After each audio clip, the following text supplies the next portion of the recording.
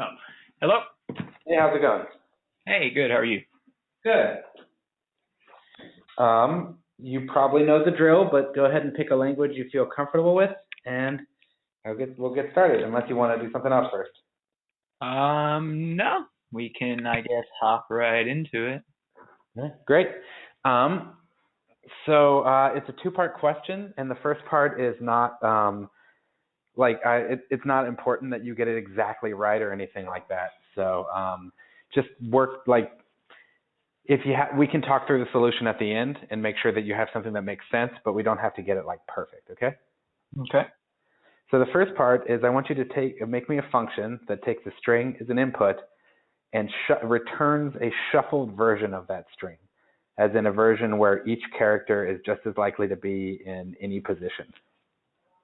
Okay. Okay. So we'll take a def, shuffle, inputs reserved. So we'll say input string. All right. So what I'm thinking here for a simple shuffle, I guess, is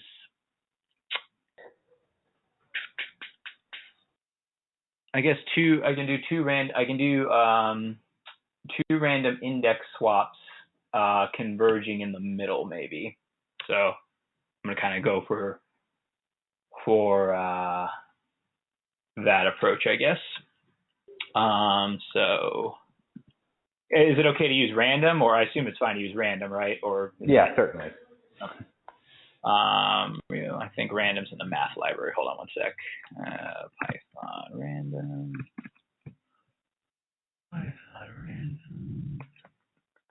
No, it is in the random library.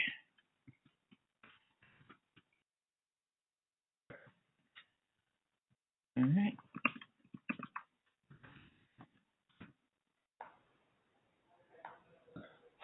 So what we want to do here then is get our string length.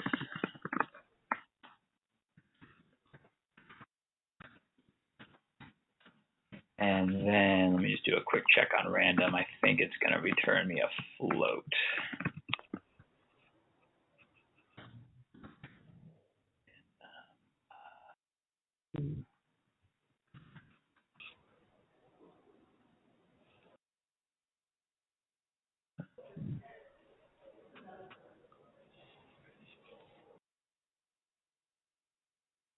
I think you got to call it. Yeah. Helpful, yeah, I was going to say, it'd be helpful to call the function.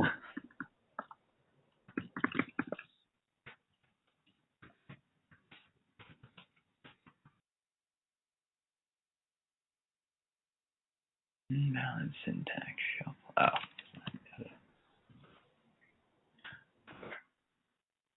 Great. All right, cool, as expected. All right, so then what I'm going to do then to get that into a random index is just take that random and multiply it by our length.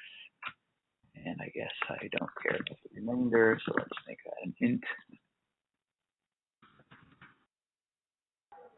Okay. Okay. All right, cool. So that's going to give me a random index. Let me think. All right, so then I need to just swap as many elements as possible, and I need this to end eventually. So let's do a case where,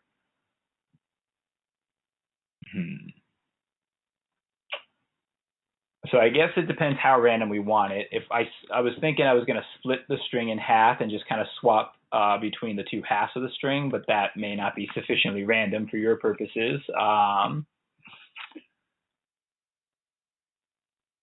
I guess another option that's more memory intensive is I can keep a running tally of what has been swapped and then only choose among the remaining indexes that need to be swapped. I'm fine implementing either. Do you have a preference on it based on what I mentioned? No, I think let's see what we do. Okay. So I'm going to do, I guess, the more memory intensive, but maybe conceptually simpler approach, I guess. So let's allocate a array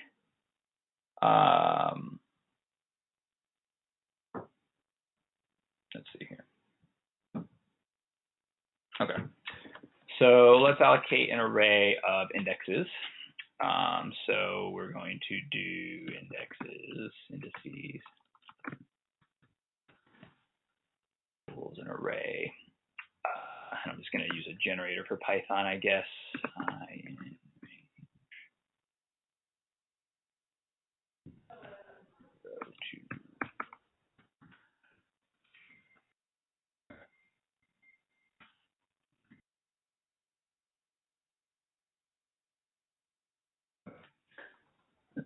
Range close. Okay, so now we have a list of indices, and then we're going to grab our and now instead of doing our random splice against these indices, we are going to do. I need to make sure I don't pick the same two indices, and I don't want a random while true option in here. So to do that, we are going to get a random index against the length of the indices. So this changes to the length of the indices. And then we are going to peel out my swap index 1 equals the indices index 1.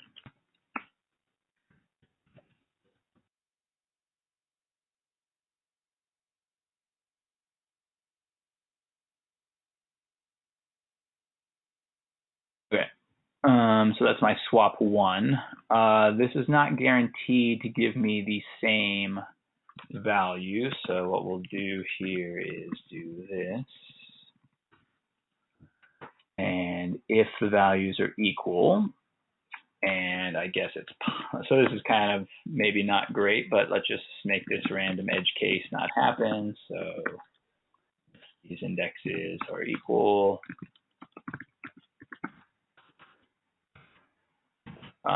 Then I guess there should be a check against 2. So I'll deal with the edge case where there's just 2 in a second, which is probably the base case.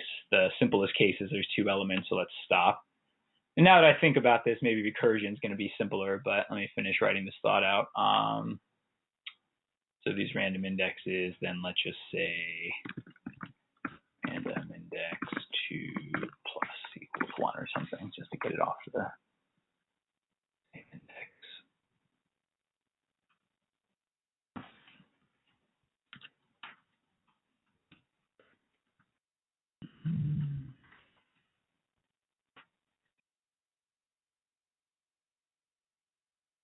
Okay. So this is basically going through getting some random indexes and you know, this is kind of dumb now that I look at it. Instead, what I want to do is basically just maybe on the fly generate an array with new indices for the previous array and just map it. So how can I generate an array already shuffled from 0 to n?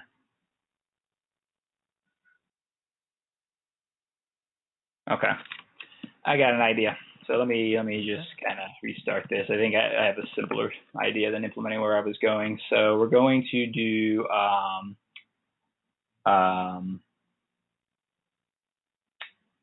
what was I going with this?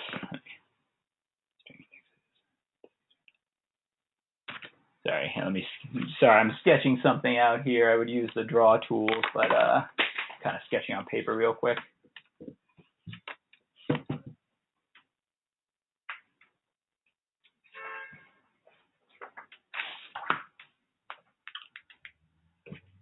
Okay, so we're going to start, I guess, with our max length.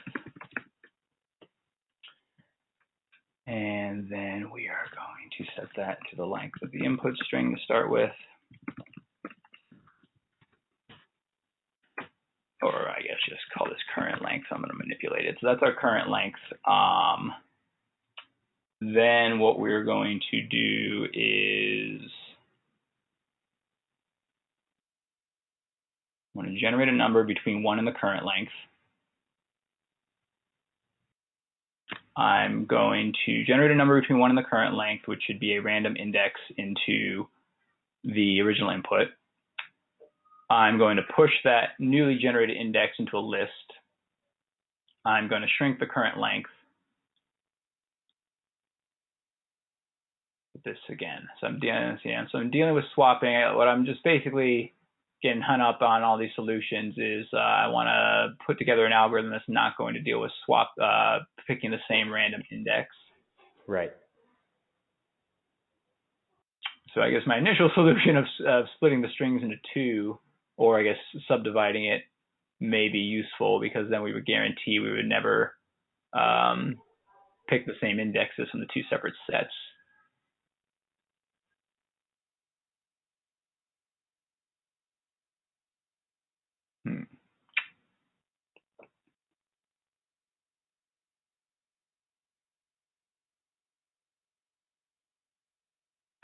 Okay, so our current length, and we need to generate a random number that is not going to be picked, or we need to subdivide the problem down to a trivial case, which would be 3. 3 is the trivial case, or yes, 2, but 3 is the real trivial one. Pick an index, and then swap that. You've already swapped index 1.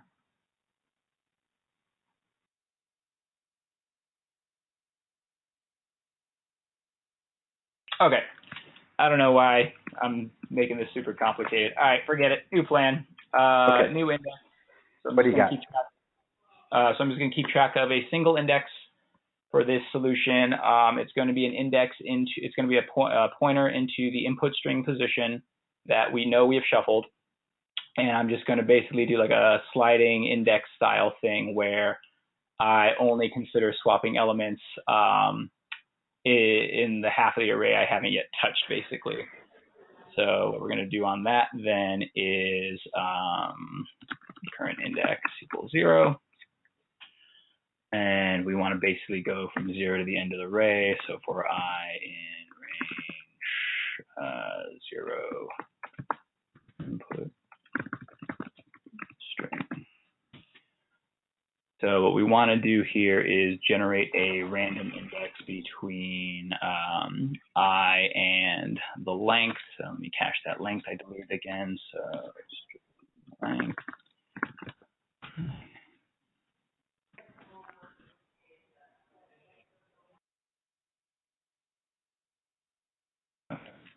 So back to our random plan. So this should be random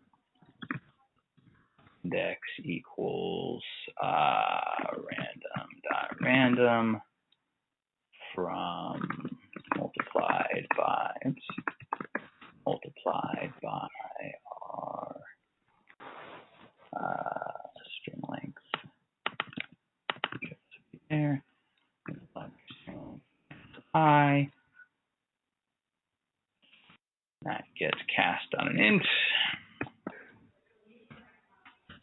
All right, so now we're just gonna basically swap I and this thing. So this is my temp, do a normal swap. So temp's gonna be range, or not range, input I. Then it's going to be input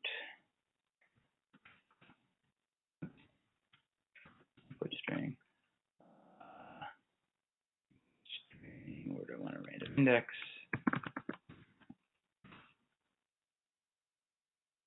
Equals. Now let's do I to the random index. So this is the I first. Equals the input string of the random index. Input string of the random index equals temp. That will increase, so that ends, we bump up I by 1. I is doing a random now between, let's see, between 8 and 0. Except I need to offset for I, so, okay. So this is going to give me a number between, say, after the first iteration of foo at line 8 here, this is going to give me a number between 0 and 2. After the next iteration, it's going to give me a number between 0 and 1. Mm-hmm. But I've already burnt index 1, so I think, if I'm thinking about this correctly, it should just be a plus I here now. It's pretty good. To do that offset. So I think this may work. So if this works, then we, I guess, can return the input string. Right, so maybe this works. Let's see.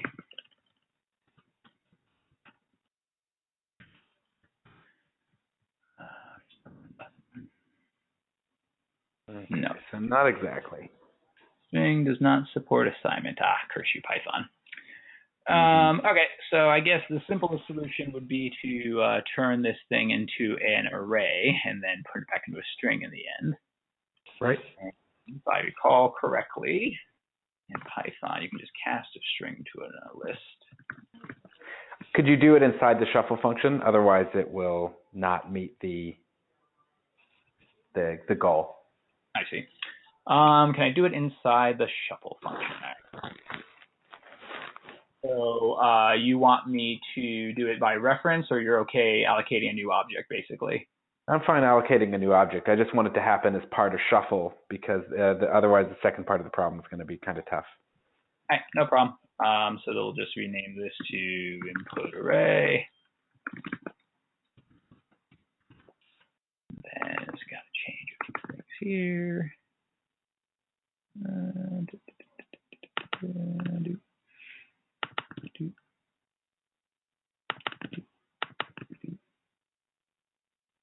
And then if I just return this as, I think if I just recast it to string, it might just work. Don't care.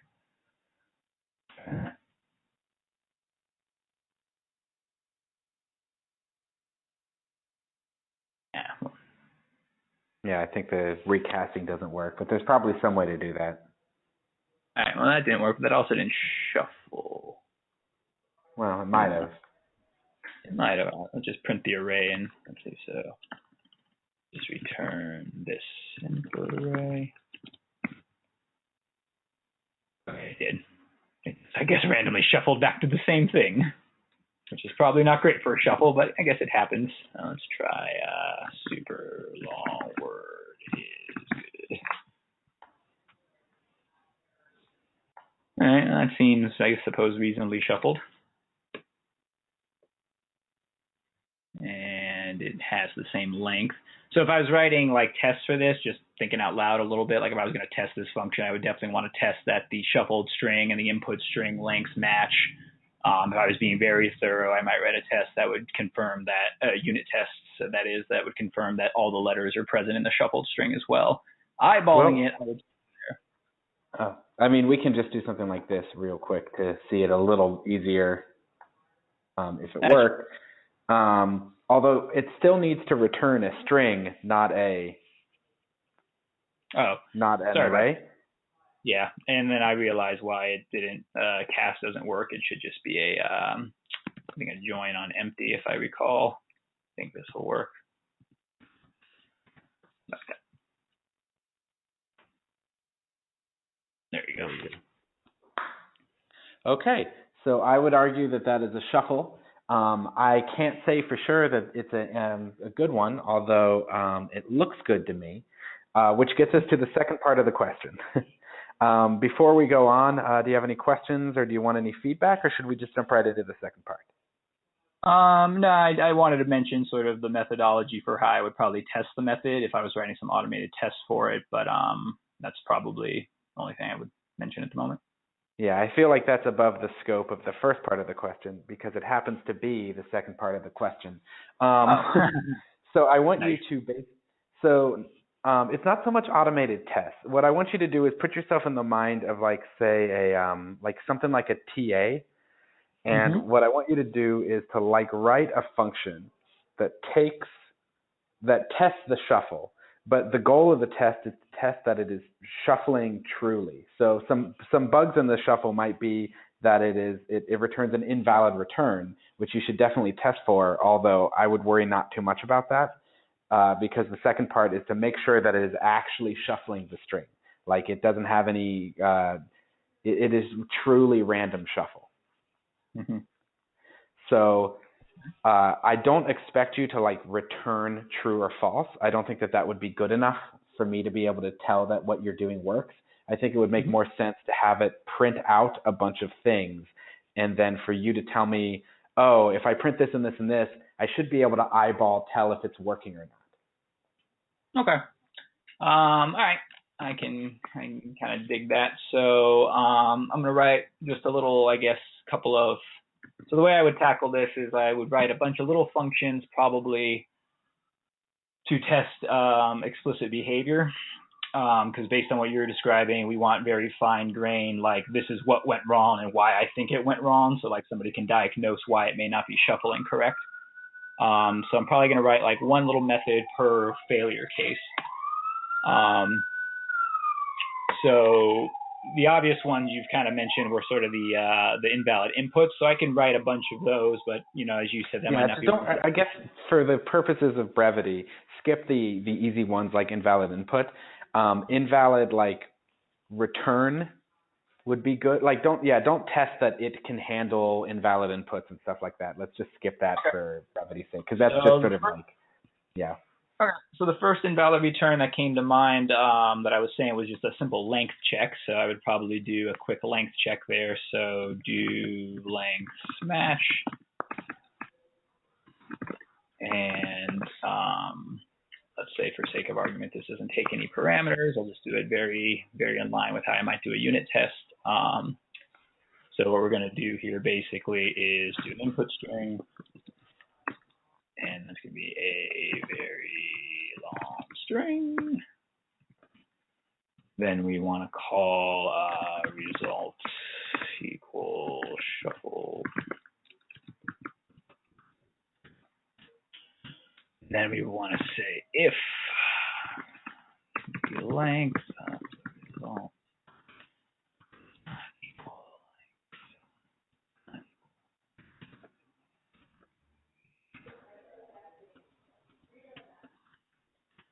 so I guess this would do a print failed to shuffle. Right. Put length or output does not match input length. Input.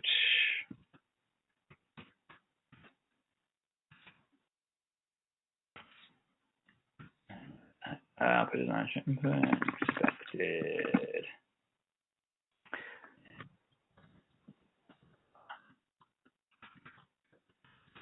So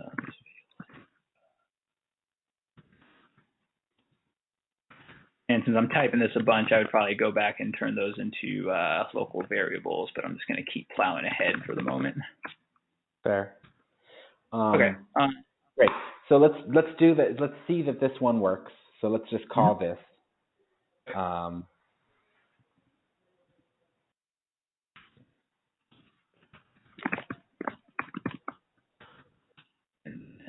suppose the expected output would be nothing. So let's see if we get nothing. Let's type it do length match. Oh, because this thing screwed up. All right, my print screwy. So move that down. Does backslash not work? Am I crazy? Could have sworn backslash worked for continuing lines, but all right, I'm not gonna worry too much about that. Just give me a long Python line. Okay. Yeah. Messing up a brace somewhere. Oh, missing a brace there. We'll do it. Okay, cool. So no output. Presumably that worked.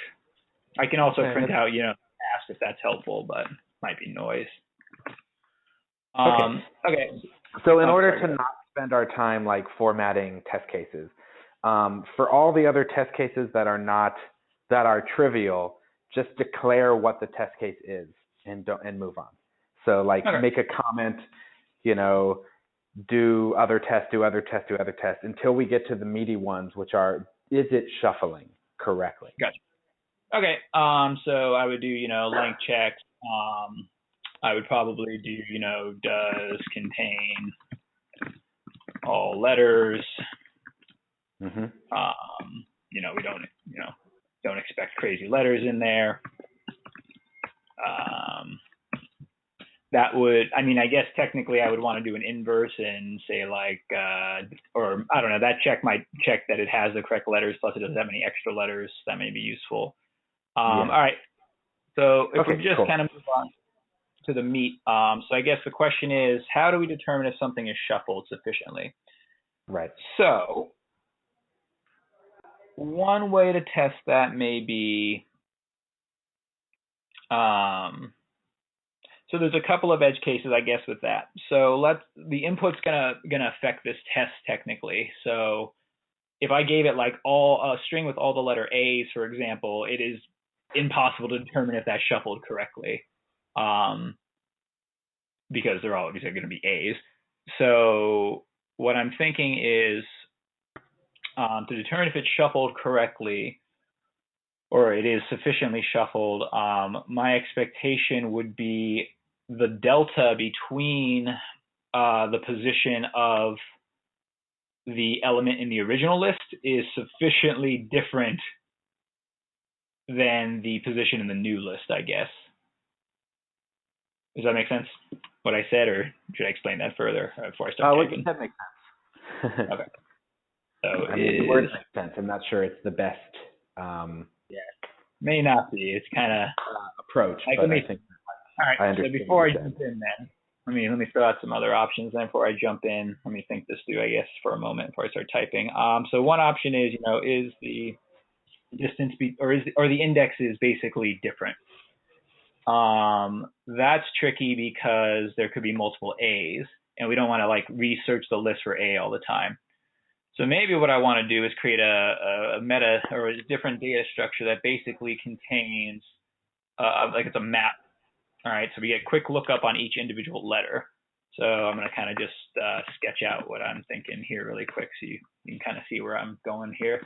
So what I kind of want to do is a map that maybe looks like this, and it has maybe, some positions or something. So there's where A was in the string, and then maybe B was at position 11, 2, and 9 or something. So you kind of get the idea. I want like fast lookup, and the lookup into the dictionary is going to be the position of those letters relative to the original string. And my expectation would be for any given letter in the new string, it should not have the same index as the previous string. Now, there may be some, because it is random, there may be some possibility that happens, but, I'm going to set a threshold, I guess, and say my expectation is that 80%, 90% of the things don't match up. Like we saw with the really short string foo, it turned out to shuffle back to where it started, which wasn't great, but happened. Right. Okay. So that kind of makes sense. Well, here, I have a couple of questions about this that might help you think about it, because I think you're just a little overcomplicated, actually. Okay. So if I was to take a deck of cards and shuffle it, and let's say I was just to look at one card, the ace of spades, in that deck, and let's say it started on the top of the deck. What determines if that ace of spades is shuffled? If it is no longer on the top of the deck. Is that true? What if there are 52 cards in a deck, right? So is that an accurate statement? I guess not. If you shuffle it repeatedly enough, it could end up back on the top.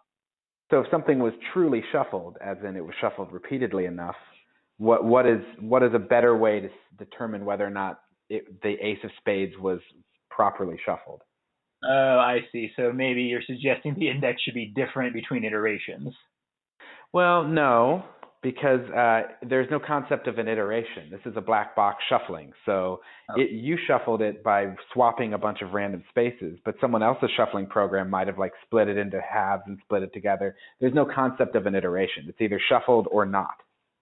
Oh, what I meant was iterations of shuffle. So if I call shuffle once, my expectation would be the ace should be somewhere. Oh, but you're saying like internally shuffle could shuffle a million times. Well, the other question is like, if I shuffle something and the ace is, you said likely to be in any position, right? Mm-hmm. And then I shuffle it again. What is the second the second shuffle and the first shuffle should be completely independent of each other. Yeah. Maybe I explained what I meant by iteration, or maybe I used a loaded word there. What I essentially was thinking was kind of as you're describing, basically in the real world. I would shuffle once. So I start with my initial set, ABC. If I shuffle that, then one check would be, my expectation would be that A would be in a different position after that. Now I record the position of A in the new list, and let's say it's 5. If I shuffle it again, my expectation would be that A would be at a position other than 5. Right. And so I guess what I want to lead you towards is you shouldn't be thinking about this in terms of the position relative to where it was in previous shuffles. I think that is a mistake. Like if you shuffle it the 170th time or you shuffle it the 6th time, they should be equally shuffled with respect to the 5th time. So whether or not they are in the same position as they were after the last shuffle is not really relevant. It's more, it's something different that you're looking for. Okay. And it's actually simpler. What you're looking for is simpler than that. You don't have to worry about distance from previous iterations. You don't even have to worry about the starting setup at all. Interesting. Okay. Like think about flipping a coin. Do you care if the coin was heads a minute ago or not? Right. All right, so if we don't care about its previous state and we only care about its output, I know this is something obvious, I'm just not connecting the dots on. And obviously, and they're independent, like you're saying, they're independent events, they have nothing to do with each other.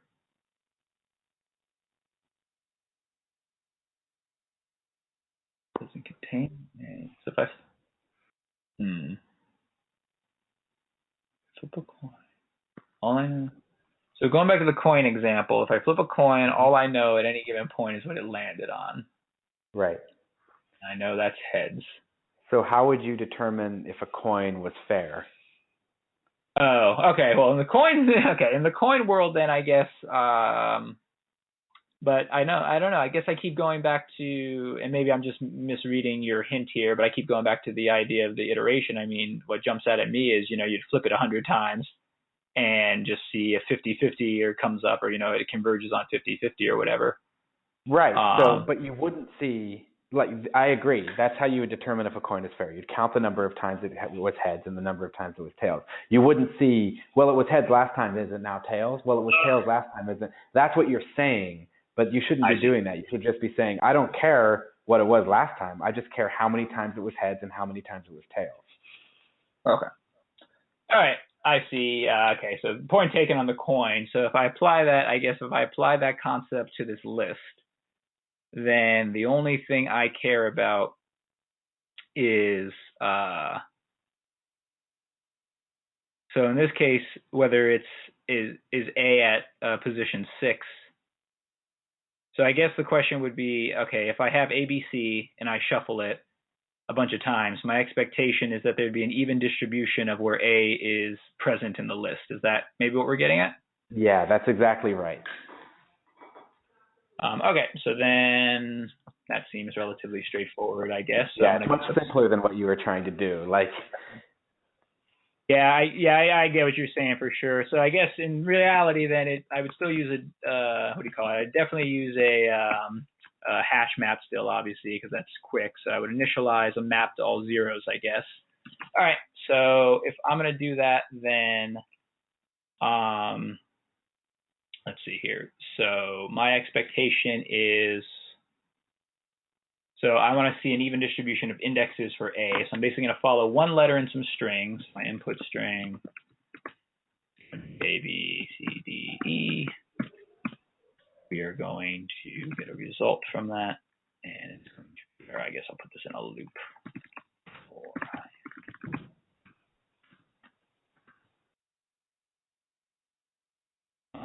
So what we're going to do here is shuffle. So we're going to result, shuffle our input string. And in that result, then we want to find the location of A. So I'm going to cheat, I guess, in Python and just use the, actually, never mind. I'll just go do a loop because I don't want to look it up really quick. So for, I'm sorry, what was that? I was going to say, before you look up the position of A, let me ask another question, another leading question.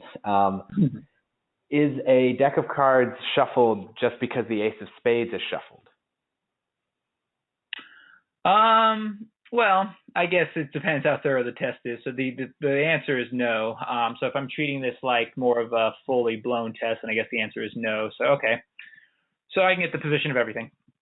If that's right. Where the leading. And the reason I ask that is like a common bug in a shuffle might be you accidentally terminate the loop after a single shuffle. So the A would actually be shuffled into a random place in yours, but you forgot to do, let's say you messed up your 4i in range check, or you forgot to set string length.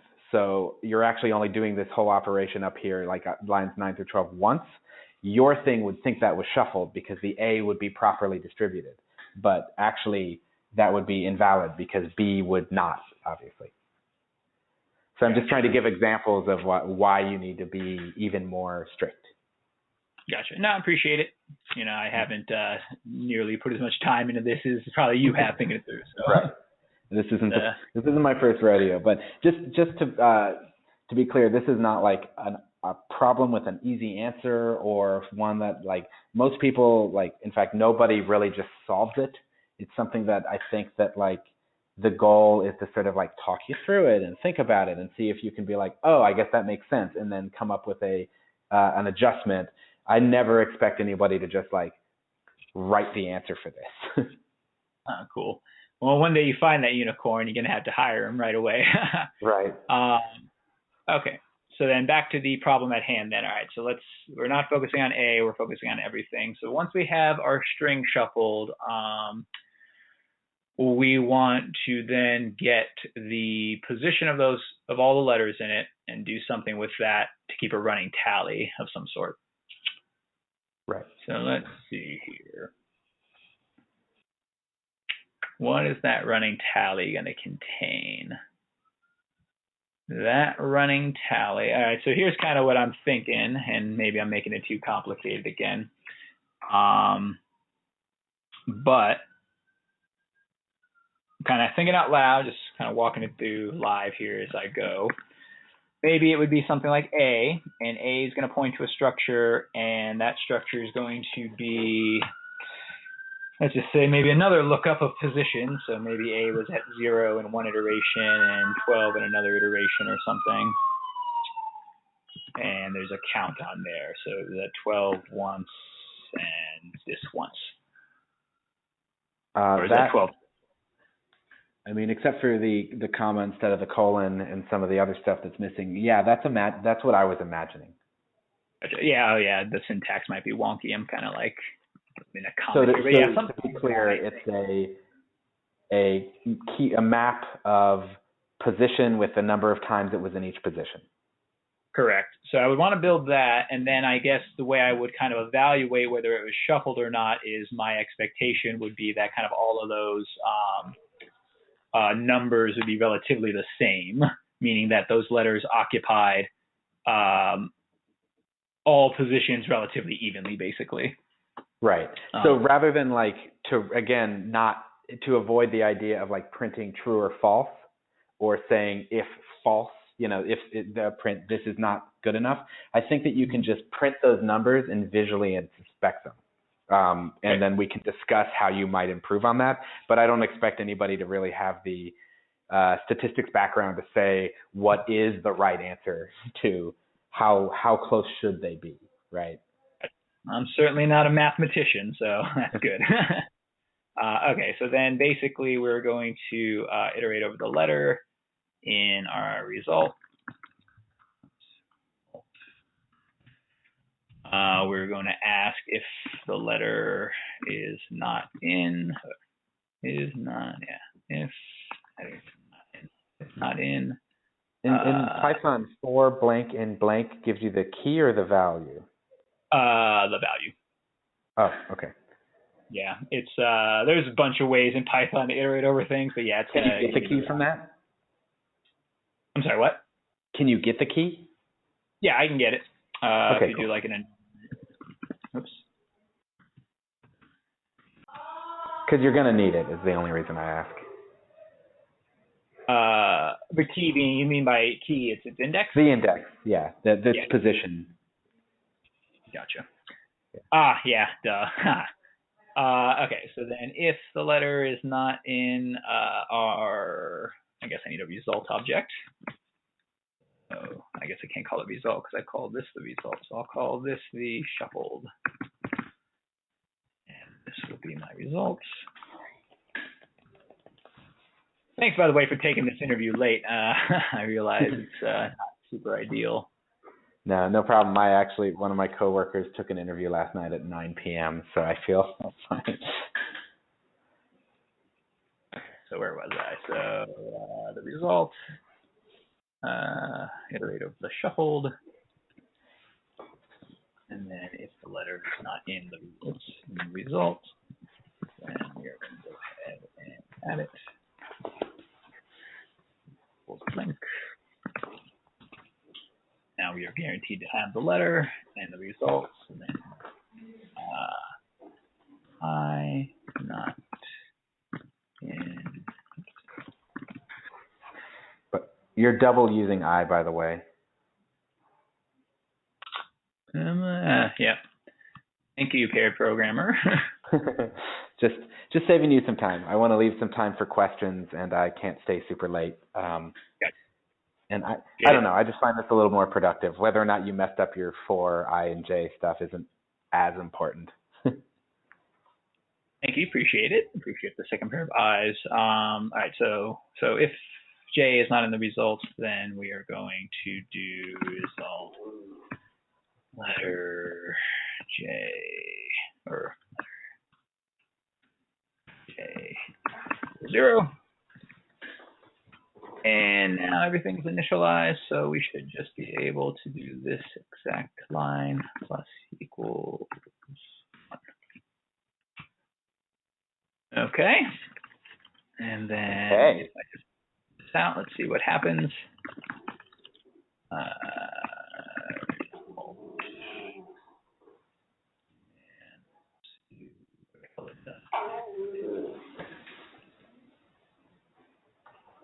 And then get rid of this link snatch thing. Okay. Let's reset the input first. Yeah, thanks.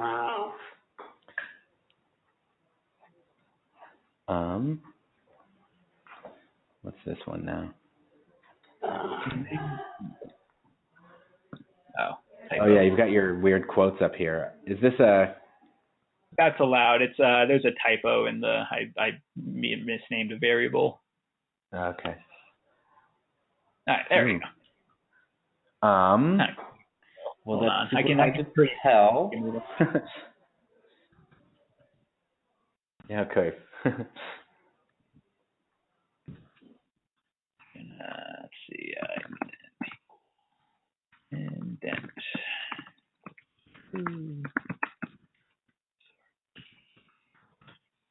Cool.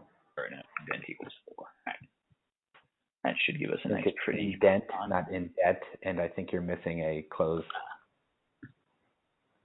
Thanks. Sorry, I'm rushing through now. I heard the I know you're rushing. Up bell. And it expected a keyword. And I bust now. Oh, you're supposed to sort on something. My guess. But yeah. I don't need that one. Indent should make it pretty enough. I was just trying to sort it. Easier to read, but it should be fine. Okay, great. So based on this, I guess from an eyeballing point of view, my seems to shuffle. The numbers are within plus or minus 5-ish, it looks like, except for this one outlier of 30 for the C. So the C kind of got shuffled a bit odd. This output, as you were saying, you could very statistically look at this. I'm sure there's some math where you could like sum up everything and get an average or something, or a standard deviation of some sort. Well, if you were suspicious about that C, what would you do quickly to improve this? If I'm suspicious about that C, what would I do quickly to improve this? Well, one method is I could just do more swaps, I suppose. If I'm suspecting that basically that's happening because my random index generator there is, and also let me look at the string really quick. I'm sorry, you're misunderstanding. I said it too ambiguously. I don't mean the shuffle algorithm. I mean in the does contain all letters. Is there something you can do to like be less suspicious? Like that C31, that could be completely valid. But if you want to know more, how would you like make this a little bit better at determining flaws? So if I wanted to know more, so it's kind of a weird loaded question, and it may be too weird. No, I mean, I get what you're going after. I think this goes back to like my mind jumps to the most important thing to me to solve this as a developer. Like maybe I'm a QA and not a developer, but if I'm a developer, I think the thing that matters to me most is the history. What was the history of C? So I mean, one option is, I know you were steering away from the history idea as far as for complexity, but if we are looking to get a little more complex, I could imagine a scenario where the values of the numbers could be themselves objects that are a count plus a history, basically, of all the positions that it. No, never mind. That won't help. That would just always be 20. Well, there's a really simple way. Yeah, seems to be the theme right now is right. Overthinking. Maybe I'm just on edge. That's okay.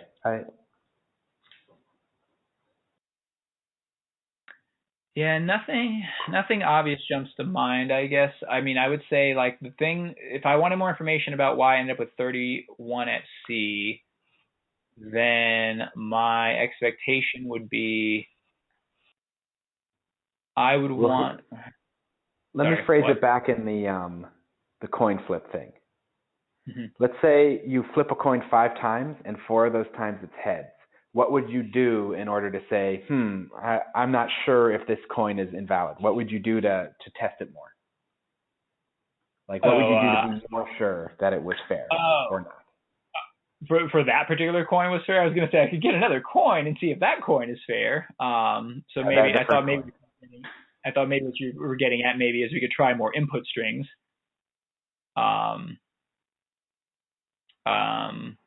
But let's see, if I'm flipping a coin, how do I determine the coin is fair? I'm suspecting the coin's not fair. What would I want to evaluate?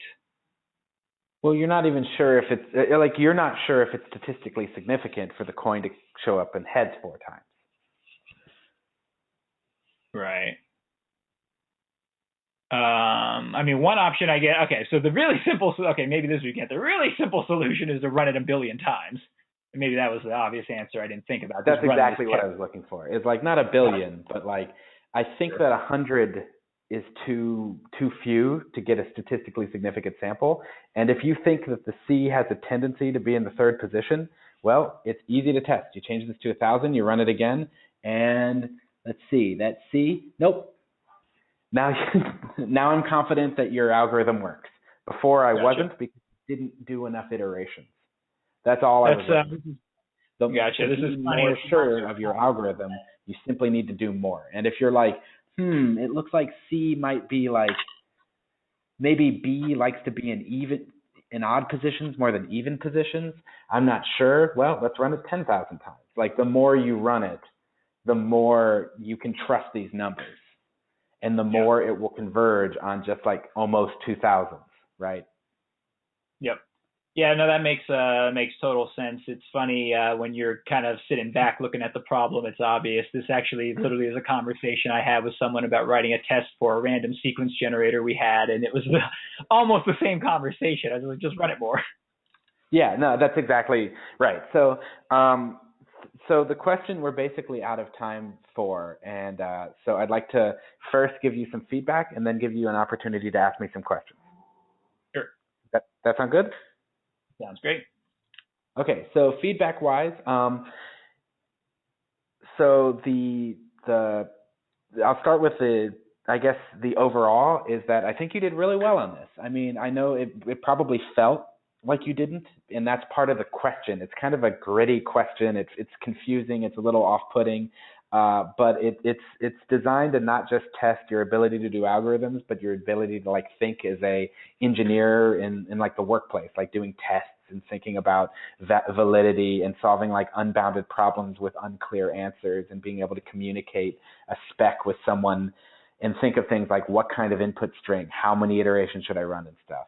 So overall, I think that like you came up with an answer that worked. You implemented things super quickly and well. I've seen people stumble on like, nested arrays and like, this stuff over here. This is exactly what this should look like, the lines 43 through 50. That's exactly what that should look like. And you'd be surprised how few people write that cleanly on their first try, Mm-hmm. I would say that like you took longer on shuffle than I'd like. So I wonder if maybe you spent just a little too little time thinking about it before you started writing, or I don't know, maybe this is one of those ones that people have seen before and you haven't or not, but your implementation was great. Like your final implementation was ideal. It just, you sort of stumbled around a little bit, and that double random swap would have been like a really bad approach. I like that you kind of stopped yourself and said, no, this is stupid. There's a better way. And then you basically solved it right away. So overall, I think you did really well on the problem. You just had a couple of stumbles along the way, and none of them were egregious. I'm kind of just nitpicking. For the most part, your code was pretty clean. It was pretty direct. You were pretty quick.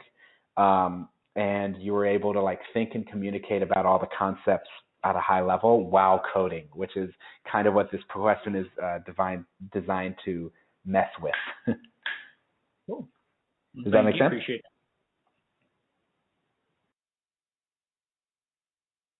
Sorry, I was saying, does that make sense? Oh yeah, that makes sense. No, I would agree. I mean, I think your observation about the shuffle is correct. I would have preferred to get through that quicker as well. Yeah, I don't know what threw me off about that. Like, just I guess I haven't done a shuffle in a while. I don't know. Makes sense. I mean, it's a deceptively difficult question. I never understood why. I mean, I never asked it to myself. I thought of it and then, started asking it. But it's one of those questions that like through just asking it to lots of people, a surprisingly large amount of people get it wrong. And the ones that have the least trouble with it are usually really junior in their career. And then they stumble in the next half big time.